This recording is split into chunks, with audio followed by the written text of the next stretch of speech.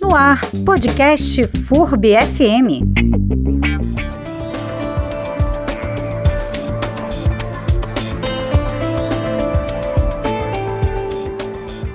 Olá, ouvinte! Hoje vamos ter um episódio sobre cultura por aqui no podcast FURB FM. É que nessa terça-feira, dia 31 de agosto, às 7 horas da noite, acontece a transmissão ao vivo em formato virtual da 4ª exposição do Salão Angelim 2021, cujo título é Epimorfias.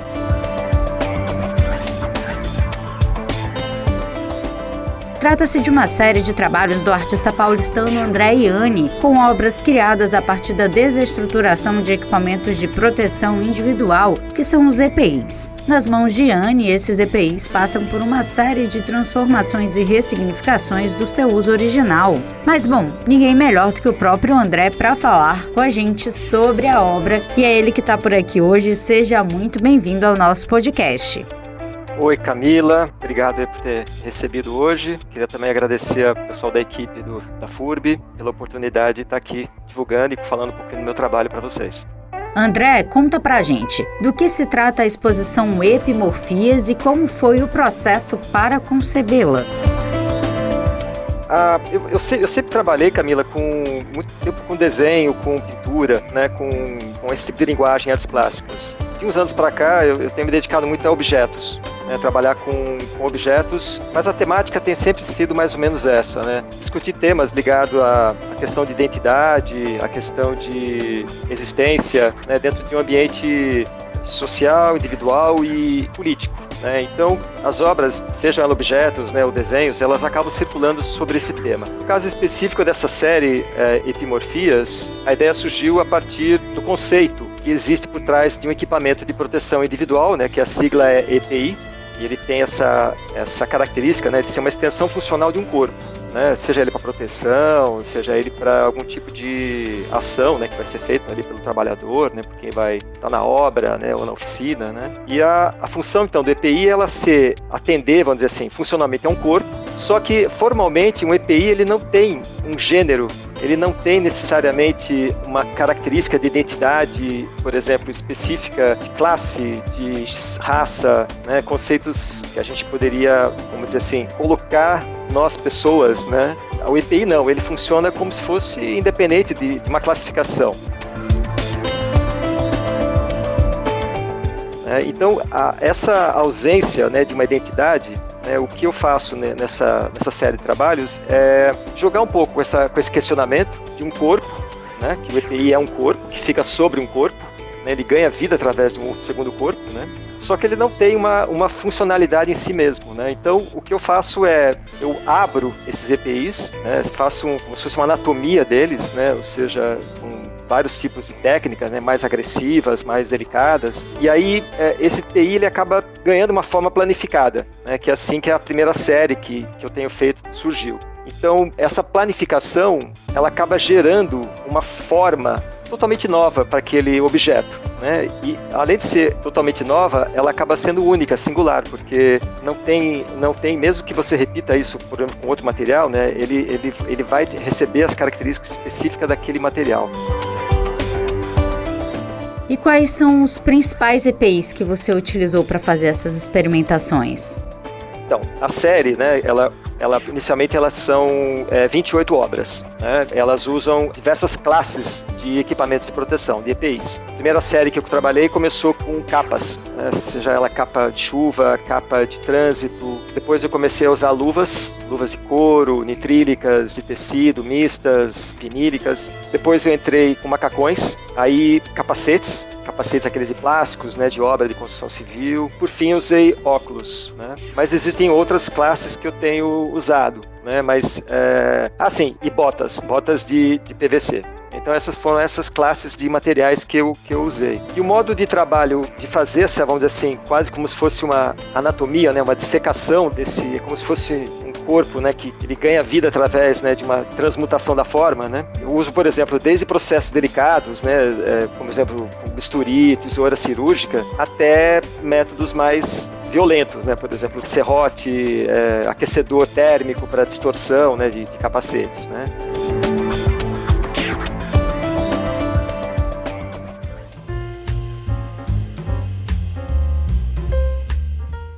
E aí o que acontece, como eu estava falando, o ganho da singularidade que surge disso, é porque quando você pega um objeto como EPI, como eu falei, tem uma função, né? Você reconhece aquilo por uma função, né? E aí, o primeiro objeto que eu fiz foi aquela capa amarela que dá a cara pro material de comunicação da live que vai ser dia 31, né, agora. Que é aquela capa que foi aberta, né? Então você enxerga aquilo ali como se fosse uma cruz, né, ou algum objeto como se fosse um cruzamento ali, uma figura geométrica, né, que você enxerga em dois grandes retângulos que se cruzam, né, e no meio aquela forma parece um saco, uma cabeça, fica uma coisa meio esquisita, né, você não enxerga, não sabe o que é aquilo ali, né, e aí você tem a cor muito viva do objeto, né, e essa é uma característica que surge quando eu comecei a fazer esse trabalho de pesquisar a abertura, a anatomia, vamos dizer assim, né, de um equipamento de EPI, né, ou seja, a multiplicidade de formas que ele pode ganhar a partir de um modo como você abre ele, e ao mesmo tempo as características cromáticas e planificação que surgem a partir dessa abertura. Então é como se fosse destacar qualidades, características do material. Então isso já é, vamos dizer assim, uma questão estética, né, de você falar sobre cor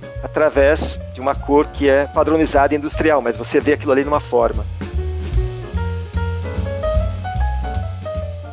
E agora também tem uma outra coisa que também está muito... Eu gosto muito de trabalhar especialmente agora com essas séries de objetos, né? É que assim, eu não estou procurando criar uma intenção. Acho que essa é uma coisa que é importante deixar claro também, né? Assim, eu não estou querendo contar uma história, não estou querendo dizer uma coisa definitiva, né? Eu já vi comentários muito diferentes daquilo que eu pretendia, né, com essa série, né? E eu acho muito interessante esse tipo de retorno, que é como que você olha aquele objeto, né? E aquela forma que, puxa, isso aqui parece uma capa. Cara, mas não é uma capa. O que é isso? Que estranho, né? Ah, isso aqui parece uma pintura, isso daqui parece, sei lá, como eu falei, parece uma cruz, né? Parece um corpo estendido, quer dizer, tem vários, né, cada pessoa ela carrega em si as suas características de interpretação da obra, né, e eu acho que essa é um dos resultados, né, que eu busco com esse trabalho, ou seja, não estou querendo contar uma história, mas assim, apresentar, sim, um olhar sobre um objeto que você não teve antes.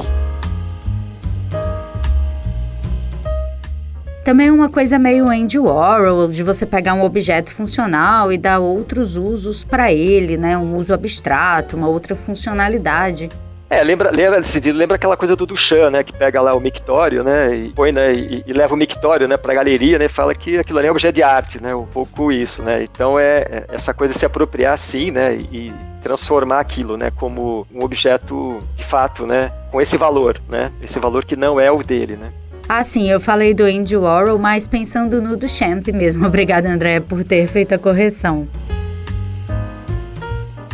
O Andy Warhol, ele fazia muito isso também, né, de pegar, por exemplo, ele se apropriava muito, por exemplo, de matérias de jornal, né, especialmente as gravuras dele, né, eram todas recortadas de jornal, não tinha nem, né, ele não pagava direito autoral também, né, tinha uma coisa assim interessante, né, de uma outra época, que hoje a gente não pode mais viver isso, né, mas não deixa de ser uma apropriação, né, assim como ele pega, por exemplo, latinha de sopa, né, os grandes ícones, né, do pop, né, ele se apropria disso, né, e transforma aquilo, né, numa... Então acho que de certo modo você tem razão, não está errado também. É uma apropriação, sim, de um objeto industrializado, padronizado, né? Que eu lanço um olhar diferente para aquele objeto, né? No fundo é isso, né? Mas não estou querendo, né, talvez, a pretensão de querer colocar isso, né? Como do Duchamp Warhol, né? Que joga aquilo lá, então isso aqui, um urinol é um objeto de arte. Não é bem essa discussão, mas é uma apropriação, eu concordo nesse sentido.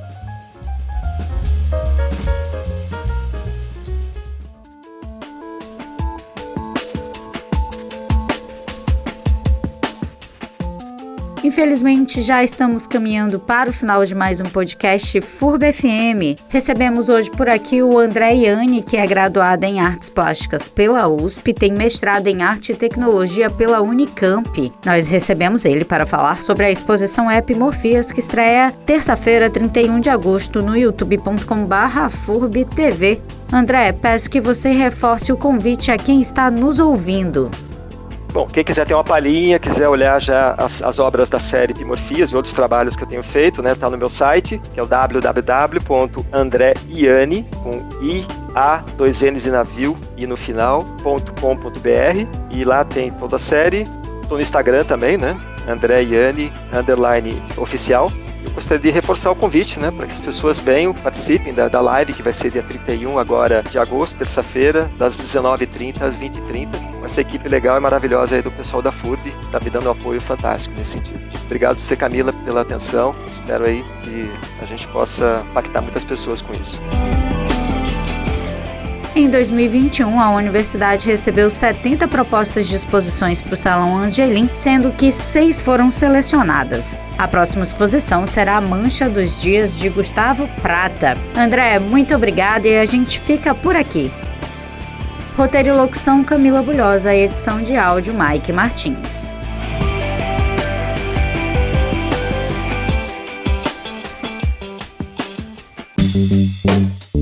Você pode acompanhar esse podcast no youtube.com/FURBTV e sempre às 17 horas de segunda a sexta-feira, na FURB FM 107,1.